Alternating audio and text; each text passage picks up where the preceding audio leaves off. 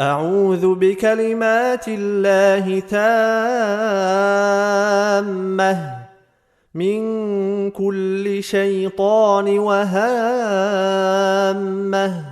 ومن كل عين لامة. أعوذ بكلمات الله التامة من كل شيطان وهامة ومن كل عين لامة. أعوذ بكلمات الله التامة